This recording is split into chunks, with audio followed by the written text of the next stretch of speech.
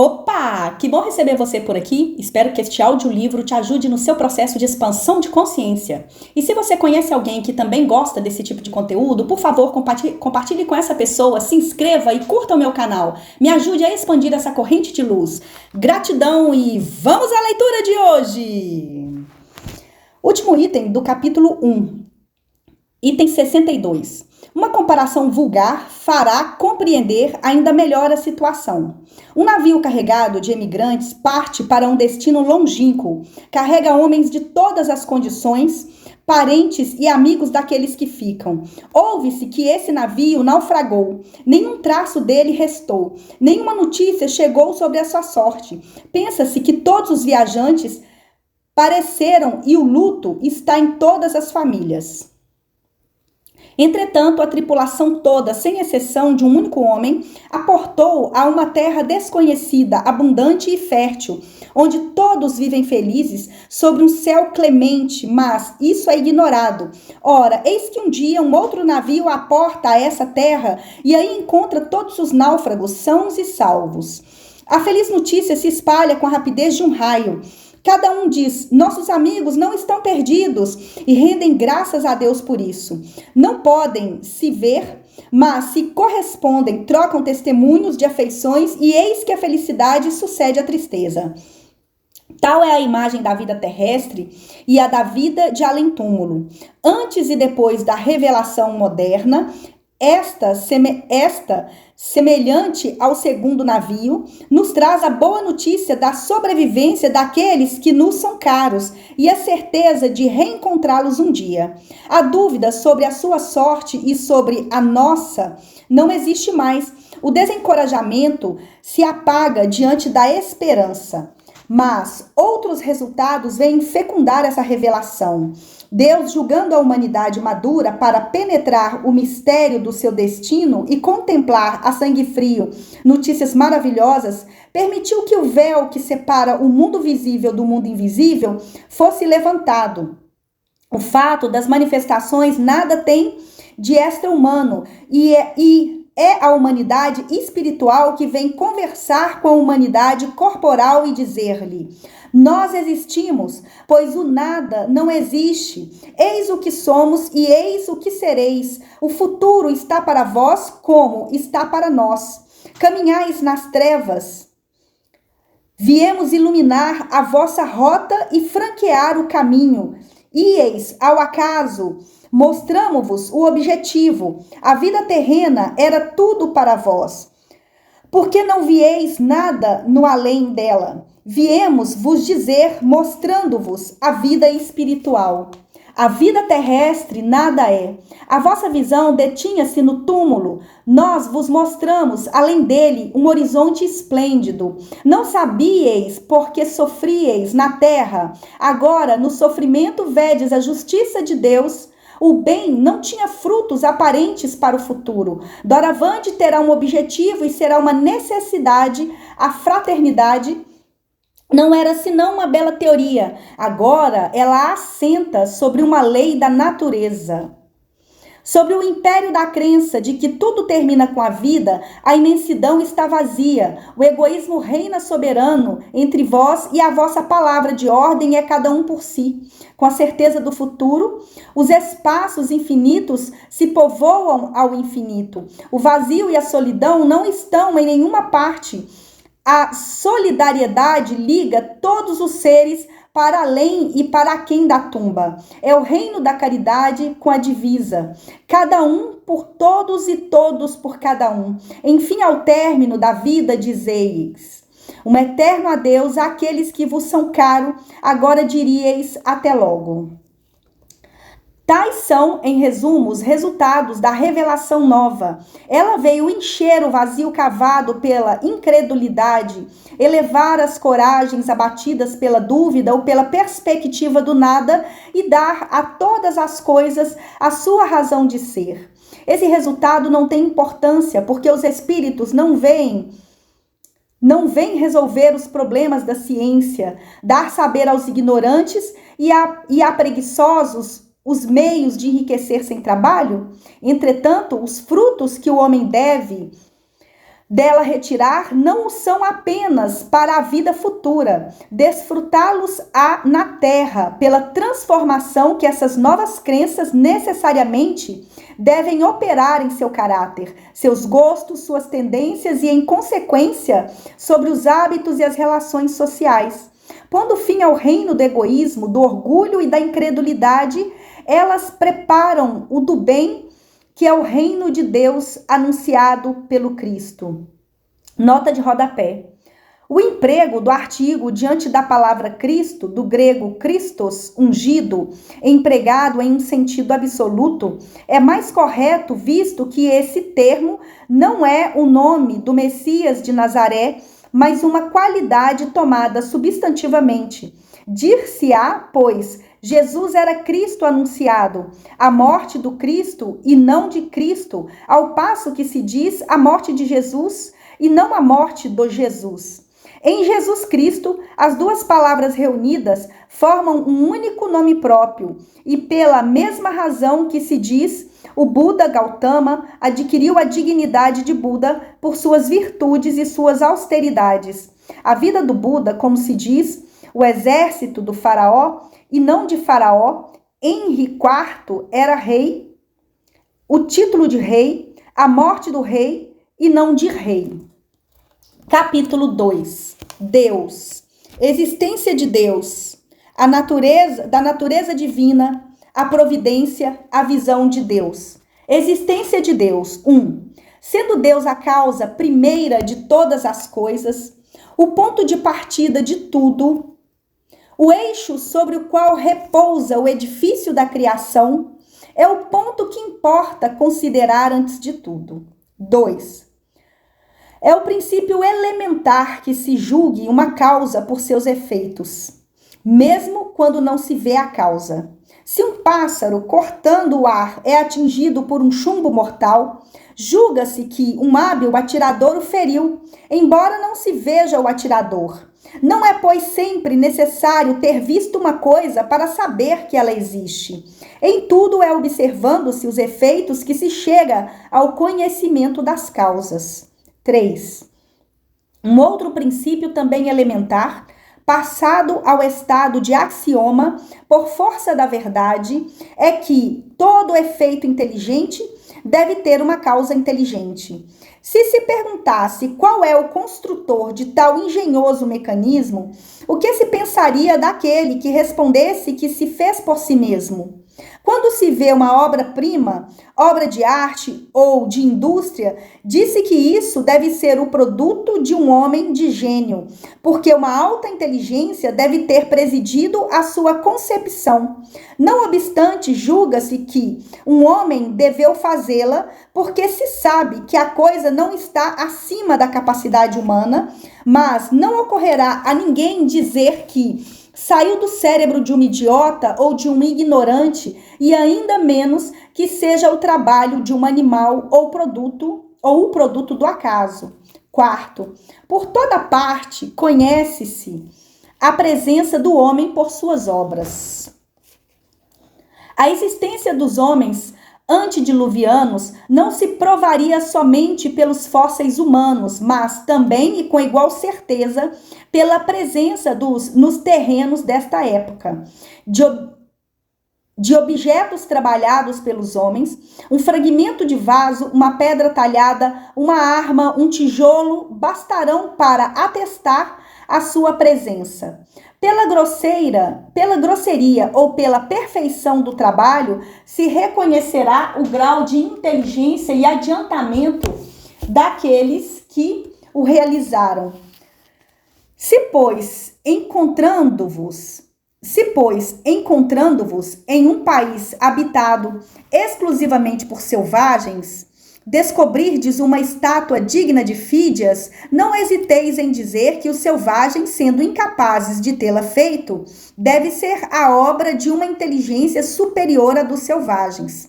5. Pois bem, lançando os olhos ao redor de si, sobre as obras da natureza, observando a providência, a sabedoria, a harmonia que presidem a tudo, reconhece-se que não há nenhuma delas que não sobrepasse o mais alto alcance da inteligência humana.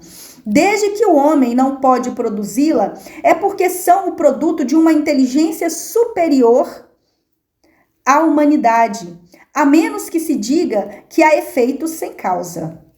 6. A isto, alguns opõem o seguinte raciocínio. As obras ditas da natureza são produto de forças naturais que agem mecanicamente em consequência das leis de atração e de repulsão. As moléculas dos corpos inertes se agregam e se desagregam sobre o império dessas leis. As plantas nascem, brotam, crescem, se multiplicam, sempre do mesmo modo, cada uma em sua espécie, em virtude dessas mesmas leis. Cada indivíduo é semelhante àquele do qual saiu. O crescimento, a floração, a frutificação, a coloração estão subordinados a causas materiais, tais como o calor, a eletricidade, a luz, a umidade, etc.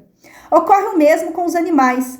Os astros se formam pela atração molecular e se movem perpetuamente em suas órbitas pelo efeito da gravitação. Essa regularidade mecânica no emprego das forças naturais não acusa uma inteligência livre. O homem movimenta seu braço quando quer e como o quer. Mas aquele que o movimentasse no mesmo sentido, desde o seu nascimento até a morte, seria um autômato. Ora, as forças orgânicas da natureza, então, são puramente automáticas. Tudo isso é verdade, mas estas forças são efeitos que devem ter uma causa, e ninguém pretende que elas constituam a divindade.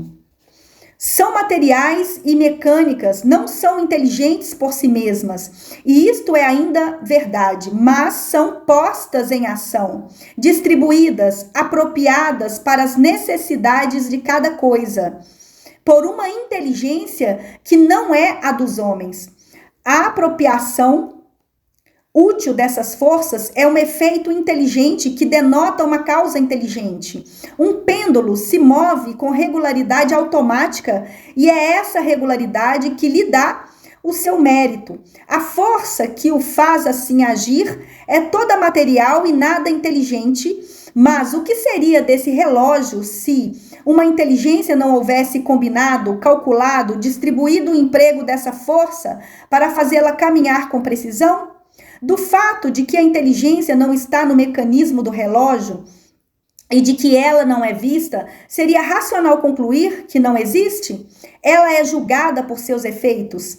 A existência do relógio atesta a existência do relojoeiro. A engenhosidade do mecanismo atesta a inteligência e o saber do relojoeiro. Quando o relógio vos dá, no momento próprio, a informação de que tendes necessidades, jamais veio ao pensamento de alguém dizer: eis um relógio bem inteligente. Ocorre o mesmo com o mecanismo do universo. Deus não se mostra, mas se afirma pelas suas obras. 7. A existência de Deus é, pois, um fato adquirido não somente pela revelação, mas pela evidência material dos fatos. Os povos selvagens não tiveram revelação e, não obstante, creem instintivamente na existência de um poder sobre-humano. Veem coisas que estão acima do poder humano e delas concluem que provém de um ser superior à humanidade. Não são mais lógicos do que aqueles que pretendem que elas se fizeram sozinhas? Da natureza divina. 8. Não é dado ao homem sondar a natureza íntima de Deus. Para compreender Deus, nos falta ainda o sentido que não se adquire senão pela completa depuração do espírito. Mas o homem não pode penetrar a sua essência, sendo a sua existência dada como premissa. Pode, pelo raciocínio, chegar ao conhecimento de seus atributos necessários, porque em vendo o que não pode deixar, sem cessar de ser Deus, disso conclui o que deve ser. Sem o conhecimento dos atributos de Deus, seria impossível compreender a obra da criação. É o ponto de partida de todas as crenças religiosas e foi pela falta de a elas se referirem como farol que poderia dirigi-las, que a maioria das religiões errou em seus dogmas.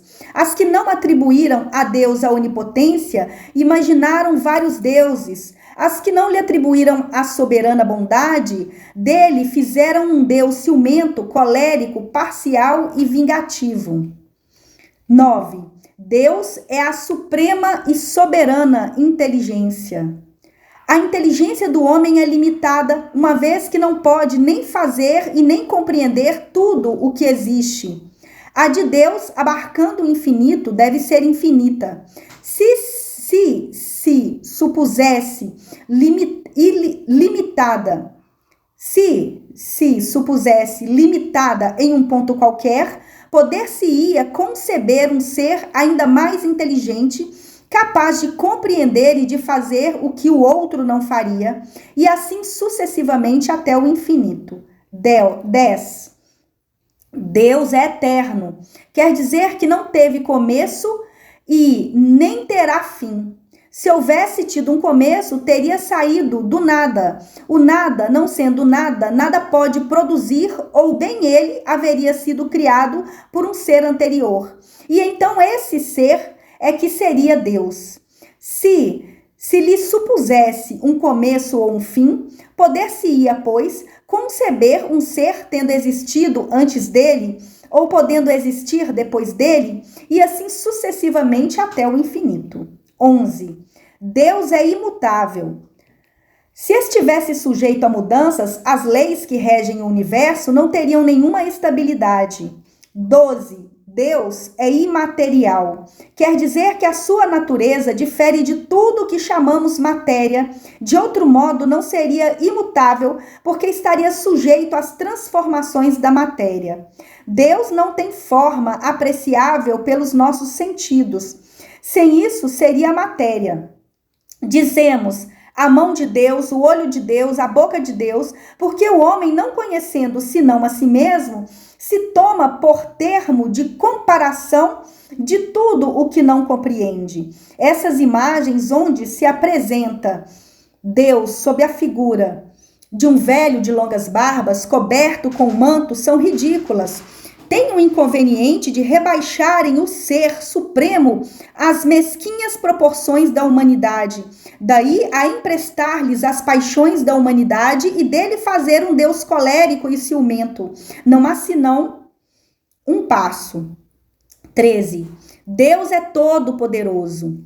Se não tivesse o supremo poder, poder-se-ia conceber um ser mais poderoso e assim sucessivamente, até que se encontrasse um ser que nenhum outro poderia superar em poder. E este é que seria Deus. 14. Deus é soberanamente justo e bom. A sabedoria providencial das leis divinas se revela nas pequenas coisas como nas maiores, e essa sabedoria não permite duvidar nem da sua justiça nem da sua bondade. O infinito de uma qualidade exclui a possibilidade da existência de uma qualidade contrária que a diminuiria ou a anularia. Um ser infinitamente bom não poderia ter a menor parcela de maldade, nem um ser infinitamente mau ter a menor parcela de bondade. Do mesmo modo que um objeto não poderia ser de um negro absoluto com a mais leve nuance de branco, nem um branco absoluto com a menor mancha de negro. Deus não poderia, pois, ser ao mesmo tempo bom e mau, porque então, não possuindo nenhuma nem outra dessas qualidades no grau supremo, não seria Deus. Todas as coisas estariam submetidas ao capricho e não haveria estabilidade para nada. Não poderia, pois, ser senão infinitamente bom ou infinitamente mau. Ora, tendo em vista que suas obras testemunham a sua sabedoria, sua bondade e sua solicitude, é preciso disso concluir que, não podendo ser ao mesmo tempo bom e mau, sem deixar de ser Deus, ele deve ser infinitamente bom. E a soberana bondade implica na soberana justiça, porque se agisse injustamente ou com parcialidade, ou uma só circunstância, ou com relação a uma só das suas criaturas, não seria soberanamente justo e, por consequência, não seria soberanamente bom. 15. Deus é infinitamente perfeito. É impossível conceber Deus sem o infinito das perfeições, sem o que não seria Deus, porque se poderia sempre conceber um ser possuindo o que lhe faltasse. Para que nenhum ser possa superá-lo, é preciso que seja infinito em tudo. Sendo os atributos de Deus infinitos, não são suscetíveis nem de aumento, nem de diminuição. Sem isso, não seria infinito e Deus não seria perfeito. Se tirasse a menor parcela de um único dos seus atributos, não se teria mais Deus, uma vez que poderia existir um ser mais perfeito. 16. Deus é único. A unidade de Deus é a consequência do infinito das perfeições. Um outro Deus não poderia existir senão com a condição de ser igualmente infinito em todas as coisas. Porque se houvesse entre eles a mais leve diferença, um seria inferior ao outro, subordinado ao seu poder, e não seria Deus. Se houvesse entre eles igualdade absoluta, seria de toda a eternidade um mesmo pensamento, uma mesma vontade, um mesmo poder. Assim, confundidos em sua identidade, não seriam em realidade senão um único Deus. Se cada um tivesse atribuições especiais, um faria o que o outro não faria, e então não teriam entre eles igualdade perfeita, uma vez que nenhum nem outro teria a soberana autoridade.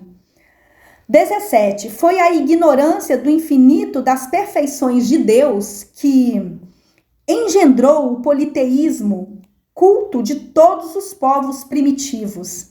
Eles atribuíram divindade a todo poder que lhes pareceu acima da humanidade. Mais tarde, a razão levou-os a confundirem essas diversas potências em uma única. Depois, à medida que os homens compreenderam a essência dos atributos divinos, suprimiram dos seus símbolos as crenças que dele eram uma negação. Em resumo, Deus não pode ser Deus senão com a condição de não ser superado em nada por um outro ser, porque então o ser que o superasse, no que quer que seja, não fora senão na espessura de um cabelo, seria o verdadeiro Deus. Por isso é preciso que seja infinito em todas as coisas. É assim que, estando a existência de Deus constatada pelo fato das suas obras, chega-se pela simples dedução lógica a determinar os atributos que o caracterizam. 19. Deus é, pois, suprema e soberana inteligência. É único, eterno, imutável, imaterial, todo-poderoso, soberanamente justo e bom, infinito em todas as suas perfeições e não pode ser outra coisa. Tal é o eixo sobre o qual repousa o edifício universal. É o farol cujos raios se estendem sobre o universo inteiro e que unicamente pode guiar o homem na procura da verdade. Seguindo-o, ele não se perderá nunca, e se está tão frequentemente extraviado, é por falta de ter seguido a rota que lhe estava indicada.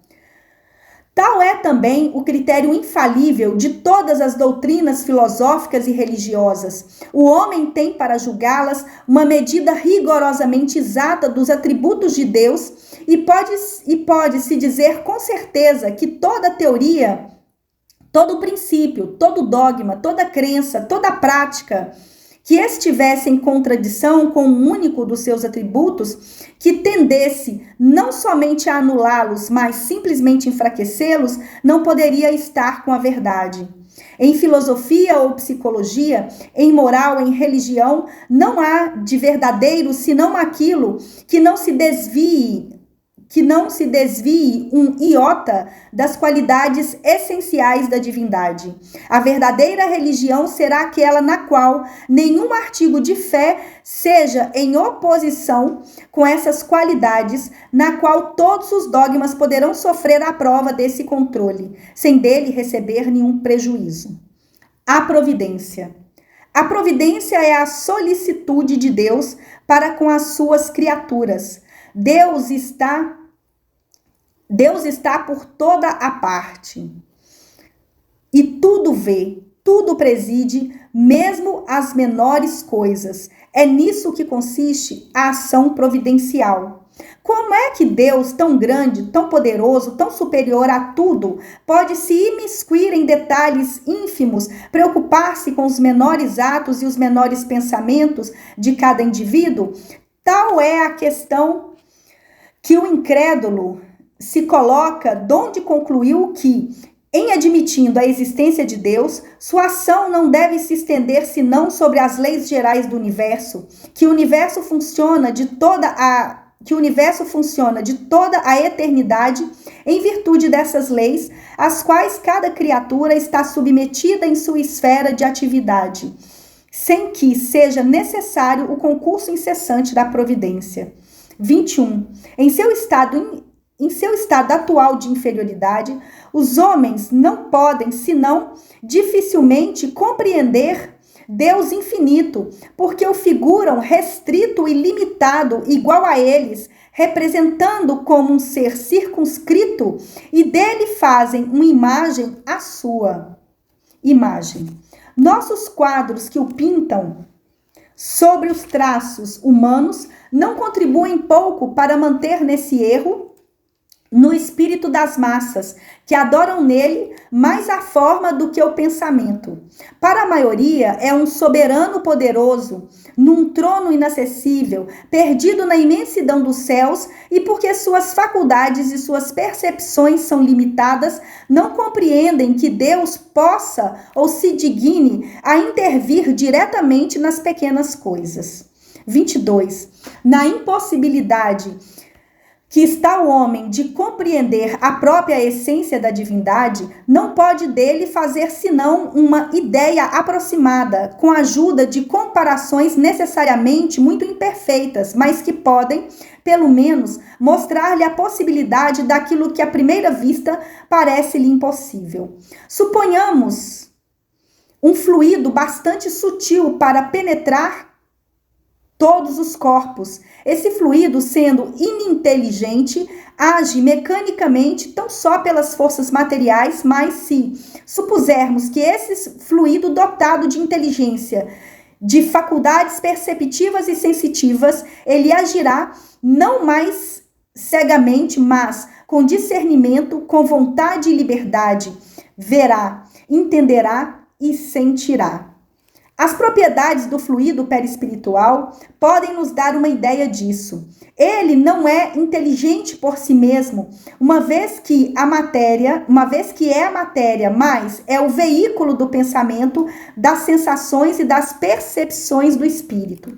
O fluido perispiritual não é o pensamento do espírito, mas o agente intermediário desse pensamento. Como é ele que o transmite, dele está, de certa forma, impregnado, e na impossibilidade que estamos de isolá-lo, parece não só formar senão um com o fluido, do mesmo modo que o som parece não formar senão um com o ar, de sorte que podemos, por assim dizer, materializá-lo.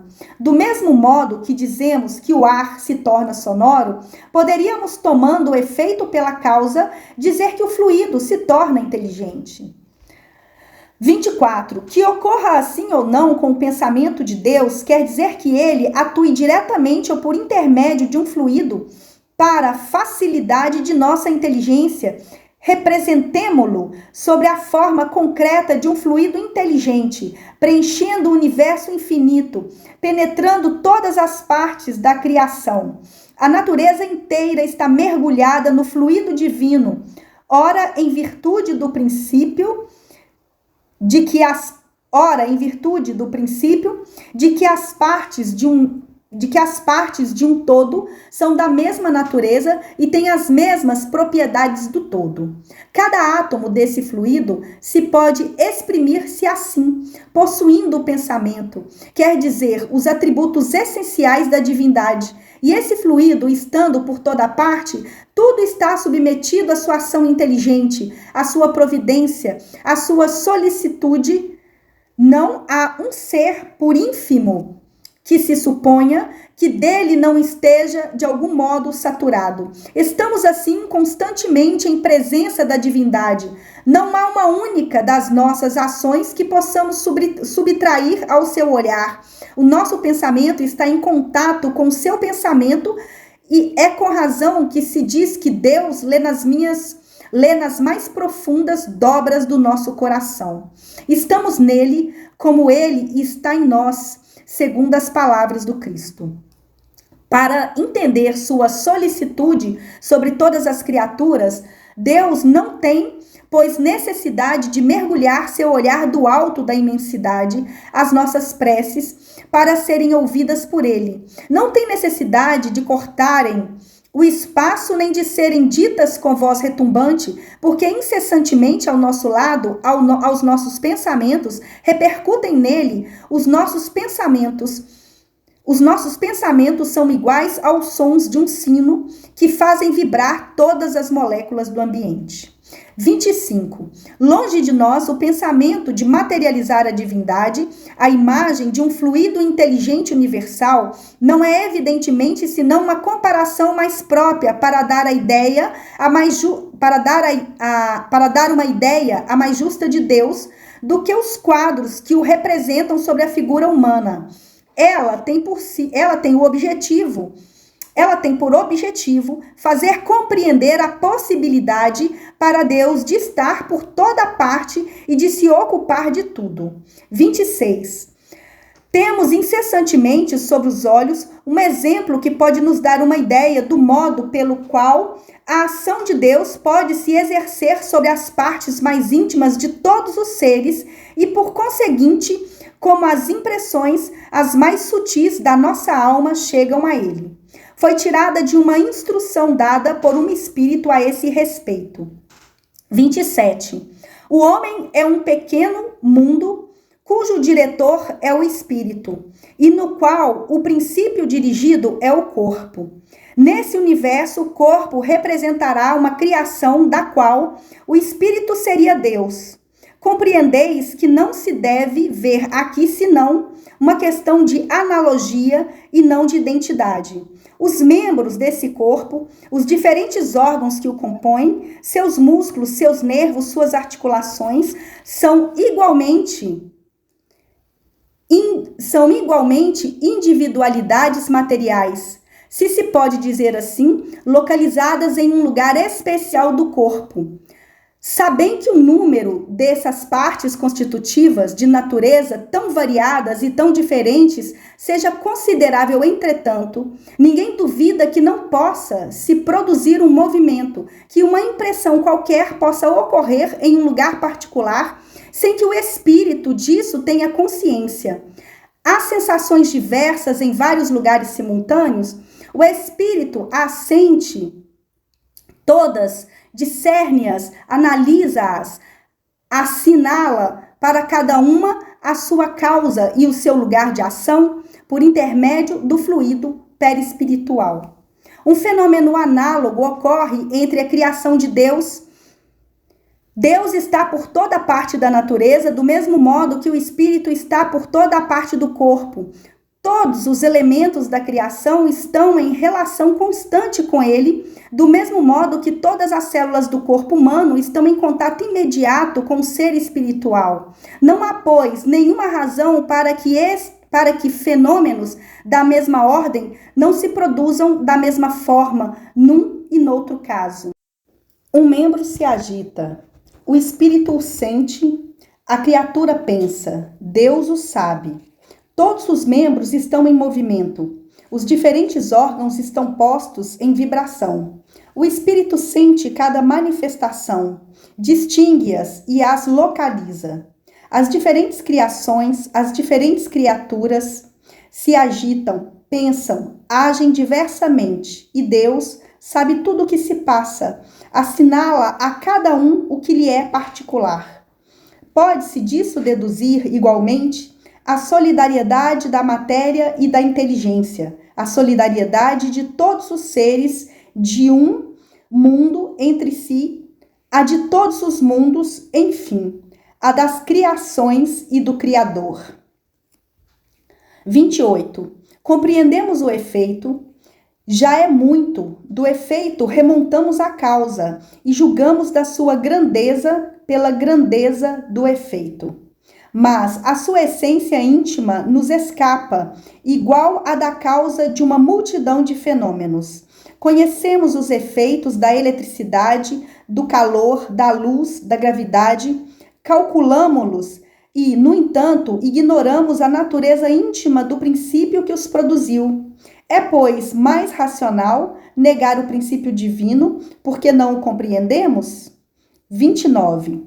Nada impede admitir para o princípio de soberana inteligência um centro de ação, um foco principal, irradiando sem cessar, inundando o universo com seus fluidos, do mesmo modo que o sol com a luz. Mas onde está esse foco? É o que ninguém pode dizer. É provável que esteja mais fixado em um ponto determinado do que não esteja a sua ação, e que percorra incessantemente as regiões do espaço sem limites. Se simples espíritos têm o dom de ubiquidade, essa faculdade em Deus deve ser sem limites. Deus, preenchendo o universo, poder-se-ia ainda admitir, a título de hipótese, que esse foco não tem necessidade de se transportar e que se forma sobre todos os pontos onde a soberana vontade julgue a propósito produzir-se, de onde se poderia dizer que ele está por toda a parte e em parte alguma. 30. Diante destes problemas insondáveis, a nossa razão deve se humilhar. Deus existe, disso não poderemos duvidar. É infinitamente justo e bom. É a sua essência, a sua solicitude se estende a todos. Compreendemo-lo não pode, pois, querer senão o nosso bem. E é por isso que devemos ter confiança nele. Eis o essencial. Quanto ao mais, esperemos que sejamos dignos de compreendê-lo. A visão de Deus. 31. Uma vez que Deus está por toda parte, por que não o vemos? Vê-lo-emos em deixando a terra? Tais são as perguntas que se colocam diariamente. A primeira é fácil de se resolver. Nossos órgãos materiais têm percepções limitadas que os tornam impróprios à visão de certas coisas, mesmo materiais. Assim é que certos fluidos escapam totalmente à nossa visão e aos nossos instrumentos de análise. E, todavia, não duvidamos de sua existência. Vemos os efeitos da peste e não vemos o fluido que a transporta. Vemos os corpos se moverem sob a influência da força da gravidade e não vemos essa força. 32. As coisas de essência espiritual não podem ser percebidas por órgãos materiais. Não é senão pela visão espiritual que podemos ver os espíritos e as coisas do mundo imaterial. Só a nossa alma, pois, pode ter a percepção de Deus. Vê-lo-emos imediatamente depois da morte? É o que somente as comunicações de além-túmulo podem nos ensinar.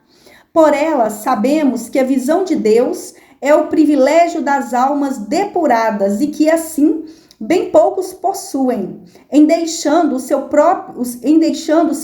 envoltório terrestre o grau de desmaterialização necessário.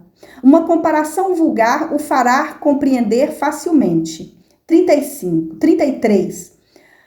Aquele que está no fundo de um vale, mergulhado em brumas espessas, não vê o sol. Entretanto, pela luz difusa, julga a presença do sol. Se sobe a montanha, à medida que se eleva, o nevoeiro se clareia, a luz torna-se mais viva, mas não vê ainda o sol. Não é senão depois de estar elevado acima da camada brumosa, encontrando-se num ar perfeitamente puro, que o vê em todo o seu esplendor. Assim ocorre com a alma. O envoltório perispiritual, se bem que invisível e impalpável para nós, é para ela uma verdadeira matéria muito grosseira, ainda para certas percepções. Este envoltório se espiritualiza à medida que a alma se eleva em moralidade. As imperfeições da alma são como camadas brumosas que obscurecem a sua visão. Cada imperfeição de que ela se desfaz é uma tarefa a menos, mas não é senão depois de estar completamente depurada que goza da plenitude das suas faculdades. 34. Deus, sendo a essência divina por excelência, não pode ser percebido em todo o seu fulgor, senão por espíritos chegados ao último grau de desmaterialização. Se os espíritos imperfeitos não veem, não é porque dele estejam mais distantes do que os outros. Igual a eles, igual a todos os seres da natureza, estão mergulhados no fluido divino, como nós o estamos na luz. Unicamente as suas imperfeições são vapores que o ocultam à sua visão. Quando o nevoeiro estiver dissipado, vê-lo-ão resplandecer. Para isso, não terão necessidade nem de subir, nem de ir procurá-lo nas profundezas do infinito. Estando a visão espiritual desembaraçada dos véus que a obscureciam, vê-lo-ão em qualquer lugar em que se encontrem, fosse mesmo sobre a terra, porque está por toda a parte. 35. O espírito não se depura senão com o tempo, e as diferentes encarnações são os alambiques, no fundo dos quais deixa a cada vez algumas impurezas. Deixando o seu envoltório corporal, ele não se despoja instantaneamente das suas imperfeições. É por isso que, depois da morte, não vê Deus mais do que quando estava vivo. Mas à medida que se depura, dele tem uma intuição mais distinta. Se não o vê, compreende-o melhor. A luz é menos difusa. Então, pois, quando os espíritos dizem que Deus lhes proíbe responder a tal pergunta, não é Deus que lhes aparece ou lhes dirige a palavra para prescrever-lhe ou interditar-lhes tal ou tal coisa. Não, mas o sentem, recebem os eflúvios do seu pensamento, tal como nos ocorre com relação aos espíritos que nos envolvem em seu fluido, embora não os vejamos. 36. Nenhum homem pode, pois, ver Deus com os olhos da carne. Se esse favor fosse concedido a alguns, isso não seria senão o estado de êxtase, quando a alma está tanto mais liberta dos laços da matéria, quanto isso seja possível durante a encarnação. Um tal privilégio, aliás, não seria senão o das almas de escol encarnadas em missão e não em expiação. Mas tendo em vista que os espíritos de ordem mais elevada resplandecem num brilho ofuscante, pode ser que espíritos menos elevados, tocados pelo esplendor que os envolve, tenham acreditado ver o próprio Deus. Tal se vê, às vezes, um ministro ser tomado pelo seu soberano. 37. Sob qual aparência Deus se apresenta àqueles que se fizerem dignos desse favor? Será sob uma forma qualquer, igual a uma figura humana ou igual a um foco resplandecente de luz? Eis o que a linguagem humana é impotente para descrever, porque não existe para nós nenhum ponto de comparação que dele possa dar uma ideia. Somos iguais a cegos a quem se procuraria, em vão, fazer compreender a luz do sol. Nosso vocabulário está limitado às nossas necessidades e ao círculo das nossas ideias. O dos selvagens não poderia pintar as maravilhas da civilização. O dos povos mais civilizados é muito pobre para descrever os esplendores dos céus. A nossa inteligência é muito limitada para compreendê-los e a nossa visão muito fraca por eles seria ofuscada. Obrigada por ter chegado até aqui. Curta, comente e compartilhe. Ajude a espalhar essa corrente de luz. Gratidão.